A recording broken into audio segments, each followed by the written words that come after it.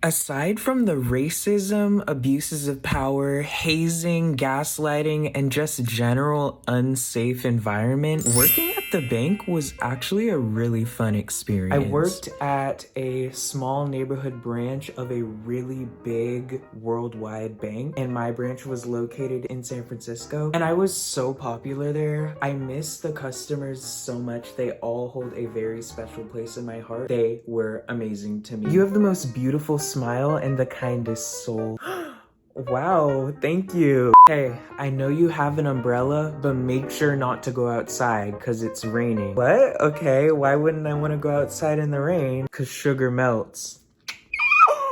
This old man actually said that to me and I was gagging. If those same customers ever saw this video, they would be so shocked to hear what was actually happening behind the scenes. For instance, we had these keys that we have to keep on you at all times. Okay, I'm absolutely not kidding. I don't ever even want to see these keys unless they're in your hands or in your pockets. Do I make myself clear? Yes, assistant manager. Thank you for my keys. The first time that I ever left my keys unattended by accident, my assistant manager did something that's literally so fucked up. Camy, yes?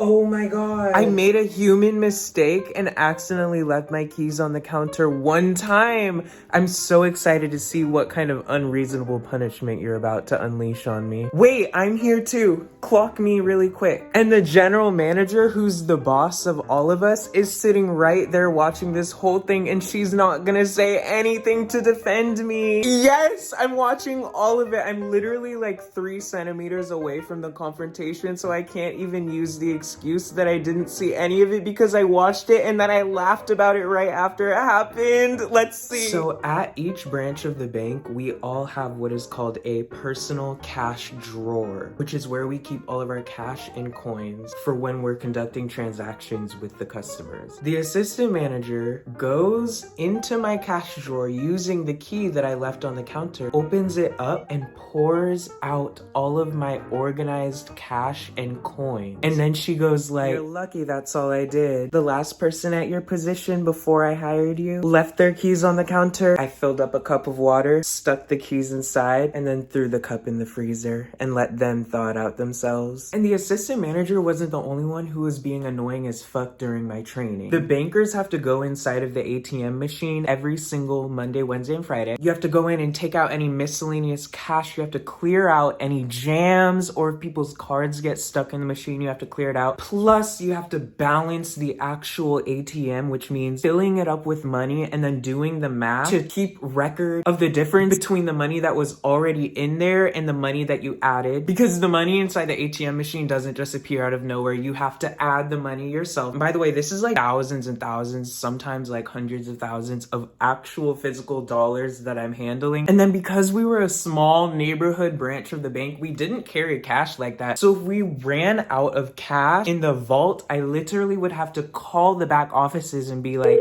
"Hello. Hi, I'm with the branch of the bank. Can I have like $200,000? Okay, I'll have the armored truck send it over. Okay, thank you." And by the way, I had all of this responsibility within my first 3 months of working there. I had never worked at a bank before in my life.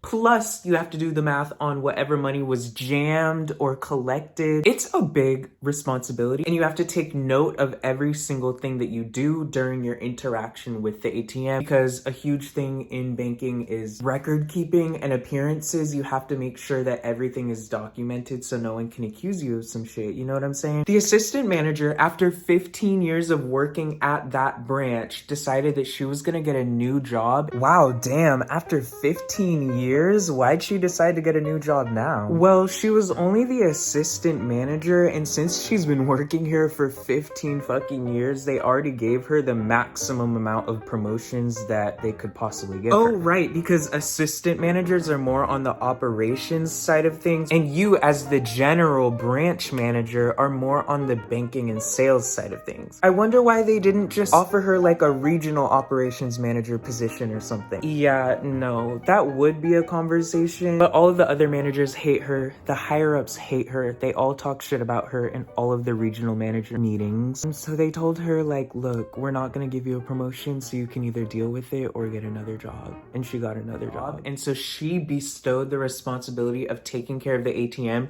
to me. You always need another person with you during the second half of your job in the ATM because, like I said, for appearances and record keeping, you need someone to witness you doing your job, and then they sign off on it verifying that you did nothing wrong. One morning, I'm doing the ATM and banker number 2 is my witness. Wow, you're really reading the directions a lot. Yeah, I am actually looking at the directions while doing this because the assistant manager before she quit only taught me how to do this on Friday last week. And it's Monday right now, so I've only ever done this once in my life. Also, not to mention the fact that I've only been working here for 3 months and I've never worked at a bank before, so I actually have no idea what I'm doing. But I'm actually doing it correctly. Oh.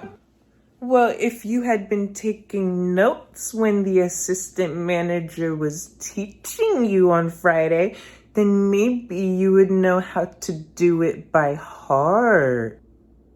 Actually, that's not true. The assistant manager has been working here for 15 years and she actually looked at the directions every single time she did this as well. It's just really complicated and you don't want to make any mistakes, so I feel like looking at the directions while you're doing it, regardless of how much experience you have with this task, is the best way to go.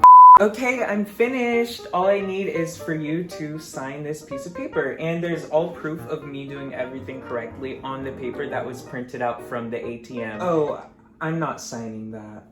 Why not? Because you were looking at the directions the entire time. I don't trust that it was done correctly. A silver lining to all of that is that the branch manager saw what was happening, and little instances like what I just described to you were what built her trust in me as an employee. If I do say so myself, I am quite the intelligent person, and not only that, at the bank, I was really good at my job. And so when banker number 2 ended up having to go on medical leave because she was an old wrinkly ass bitch and had torn her rotator cuff in her shoulder and was discharged from work for the next 5 months, the responsibility of taking care of the entire branch of the bank was left upon me, my branch manager, and banker number 1. Banker number 1 never liked me. Hi, my name is Camy. It's my first day at work here. What's your name?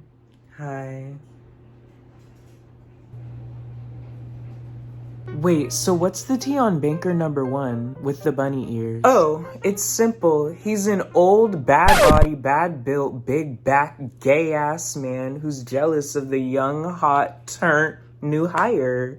It's obvious. Oh no, we been knew that. But like, what's the lore? So back in the day, maybe like 10 years ago, him and I used to go to banking school together. We were literally best friends like this. Anyway, as the years went on, he stayed at the bank, I moved on to a different bank, and then I had a whole situation at that different bank where my boss actually sexually harassed me, and my husband recorded the whole thing because I was secretly on the phone with him, and so he was just recording from the other line. And now I'm suing them for like multiple millions of dollars, so I had to leave that bank, obviously, and so now I ended up here. Oh wow, I did not ask for all of that information, but continue. So anyway, I got hired here as the branch manager or general manager, and I noticed that we were literally so short-staffed. Like, before you came here and before banker number 1 came here, it was literally me, banker number 2, and the assistant manager. What happened to the person who was at my position before me? The assistant manager was so mean to him. One day he just no call no showed and we never saw him again. Oh, I wonder why.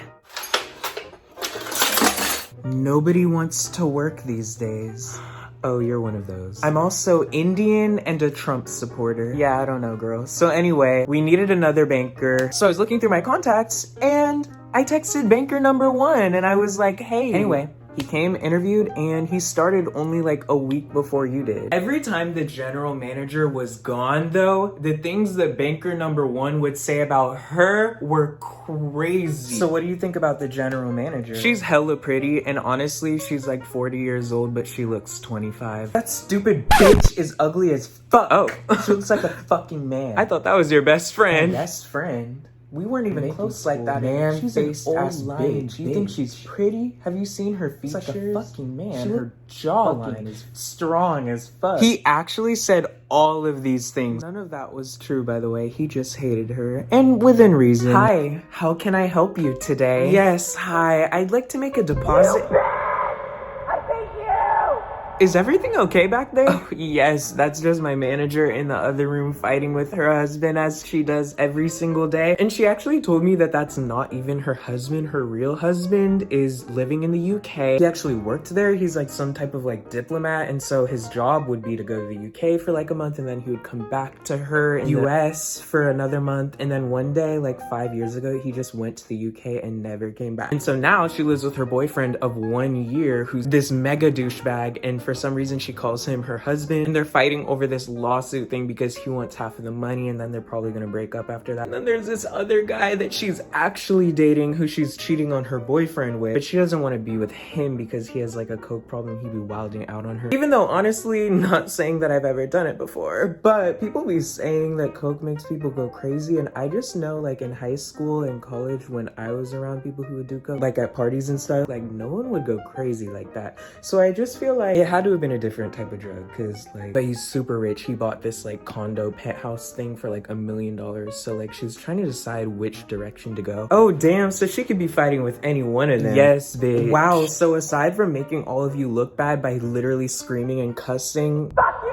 with her boyfriend, husband, person in front of the customers, you should tell the viewers about how she would literally leave you guys' 9 to 5 job at like 1 p.m. like 3 times a week to like go get a massage or get her nails done or something. Oh my god, yeah, she would literally be like, I have a nail appointment today, so I am going to leave work right now.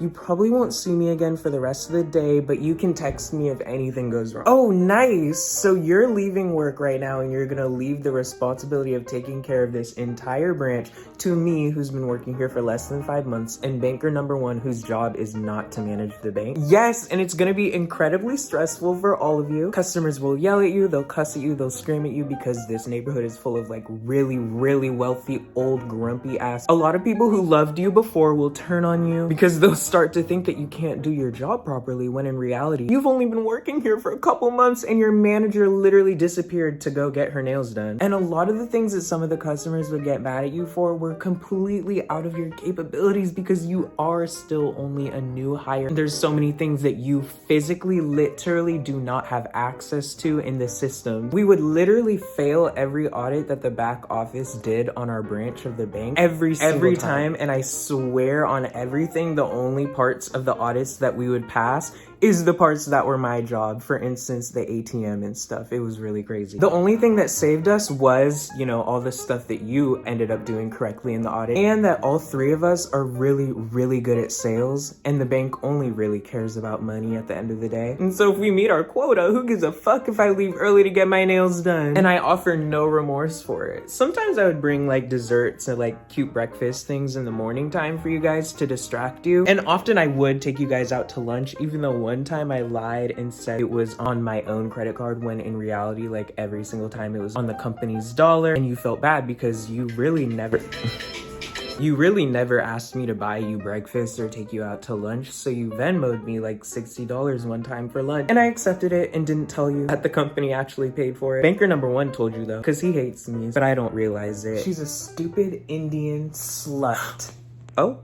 What are you? I'm Pakistani. Oh, okay, girl. I'm just gonna mind my business on that one, because I don't really know. Y'all speak the same language, though. Yes, we do. We both speak Hindi. And the general manager and I have this weird brother-sister relationship where we fight and we yell insults at each other in Hindi. For example, every time one of them would make a mistake, the other one would be like, "You fucking bandar." Let me see it. Give it to me. I'll do it right. Bandar, bandar. You fucking bandar. You stupid bandar. What does that mean? Why do you guys keep calling each other that? It means monkey in Hindi. At the end of every day at work, we had to close the vault, and then there was this piece of paper hung up on the wall that I had to sign, and then someone who was with me to close the vault also had to sign next to my name. Again, for like the appearances thing, you just have to verify that you closed the vault, and then like the other person has to verify that that other person closed the vault. It's like a whole thing. So I'm packing up to leave after after work one day, and I hear in the background someone yell, "You forgot to sign the paper, you fucking bandar." And I look up and I'm like, I know she not talking to me. So then I just go back to packing my stuff, and then I heard it again. So then I had to walk over and see what the deal was, cause... Excuse me? You forgot to sign the paper, bandar.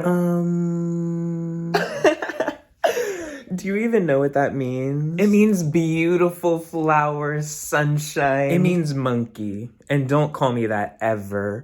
The full context of everything is just like too much to even talk about in a YouTube video. And it's bothering me because I feel like I'm not doing this whole experience justice. But her and I were like friends. Like, honestly, you kind of saw like a little glimpse. Like, we would like gossip about everything. Like, honestly, I wouldn't tell her anything, but like she would tell me everything about her life. So I felt this sense of closeness to her. So when she said that to me, I was really confused. And the part that really bothers me and is like bringing up trauma, even talking about this right now, even though this happened like 2 years ago, is the fact they were laughing about it. They were laughing, and like banker number one was like being a bitch and was like, oh, it means beautiful angel. Like, I fully think he was just like trying to be racist, but like him, I mean, I don't know. I feel like I'm winning in life. So that's why right now I don't really have like a lot to say to like read them back. At the time, I was dealing with a lot in my personal life and I was really vulnerable, and my boss knew that. The manager who called me that knew that. And it just hurts so bad even now thinking back to being vulnerable with an adult figure and having her spit in my face like that. Part of the reason why I don't trust any older adults right now, like I don't have like any role models or like anyone to look up to or really anyone to like talk to or trust, because throughout my whole life I've never had like an adult who really is a good example or like handles situations with care, and this is like a prime example. Oh my god, me about to cry.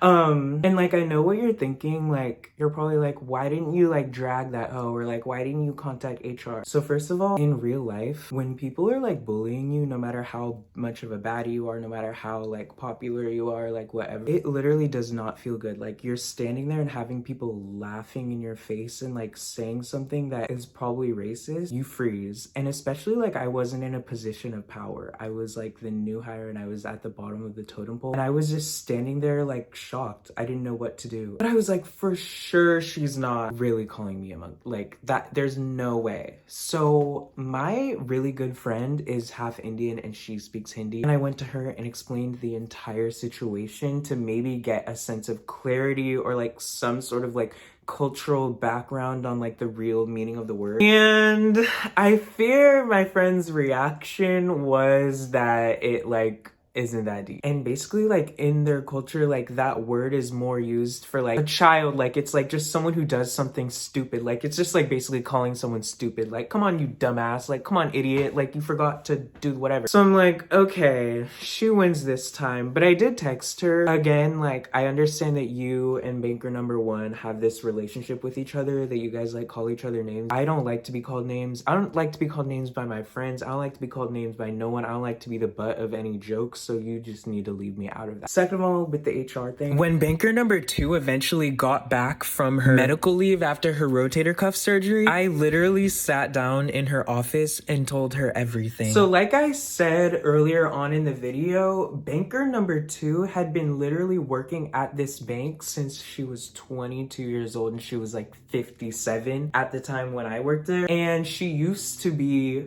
a branch manager. She used to be the general manager of a branch herself. She always said whenever the general manager wasn't there, she was going to be the interim manager and to come to her with any concerns that you would come to a manager with. She would literally brag about it. She'd be like, I'm the manager. So I was like, okay, manager, well, here's what's been happening in the 5 months that you've been gone. So I thought that she would, you know, do something or like help me. But instead, she was like, oh, yeah, all of that is awful. But unfortunately, since I myself have not witnessed any of these things, I just can't take action on this situation until I see it myself. So at that point, I knew everything was hopeless. Due to some other things that also happened, I put in my 2 weeks and I eventually just left that place, and I haven't spoken to any of them since. So yeah. This video was kind of hard to finish. Like the very beginning and like most of the video was like actually fun and like funny to film and revisit because of how ridiculous these people were. And I didn't even get to the whole lore of everything. I mean, in future vlogs or videos or whatever, I'll have to just revisit some of the little pockets that I missed because there was just so much ridiculousness that happened in my time working at the bank that I have to share it. But yeah, that monkey part at the end was really hard to do because I don't know, being bullied is not fun. Like regardless of if she really was trying to be racist or not, like being called a name, especially when you don't have that brother-sister relationship, it's not fun, and it makes me feel anxious and it makes me feel like I'm back in middle school. There were also a lot of other situations, like my dad had died and I found out while I was at work, and you can only imagine how much of a shit show that whole situation was. Purposely left that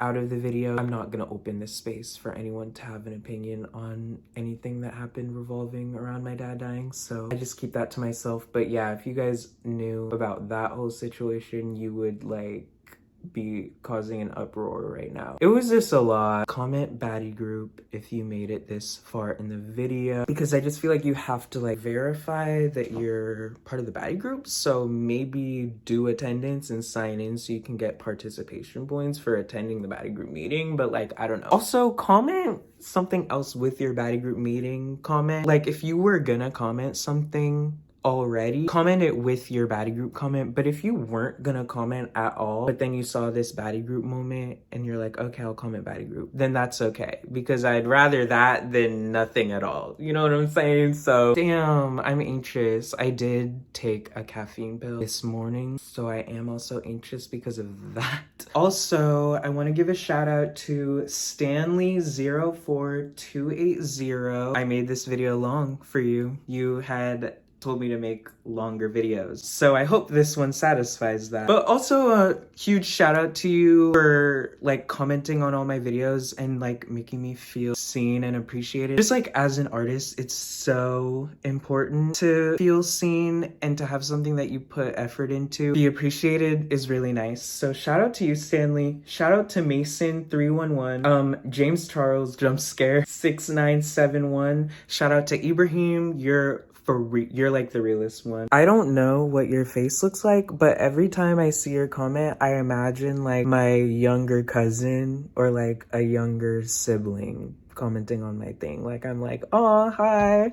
Like, I don't know, like my little buddy. Shout out to Art of Sunday, Carmen, my best friend. Carmen was there for all of this and more. We lived together while all this was happening. And like, I think back on that time period and I cringe so hard just due to the fact that someone saw me in such like a vulnerable moment. It's like hard to be vulnerable. So thank you for being my best friend and being there for me through all of that. I'm literally about to start crying. Okay, I'm gonna put this person's username on the screen because I can't pronounce that, but they be speaking Vietnamese in my comments and I love it. It makes me feel like a worldwide superstar. Anyway, shout out to all of those people who I listed because you guys really have been like the realest ones, and I really need you guys to feel acknowledged by me as well, because like y'all are real as fuck. I don't know how to say thank you other than just saying thank you. So yeah,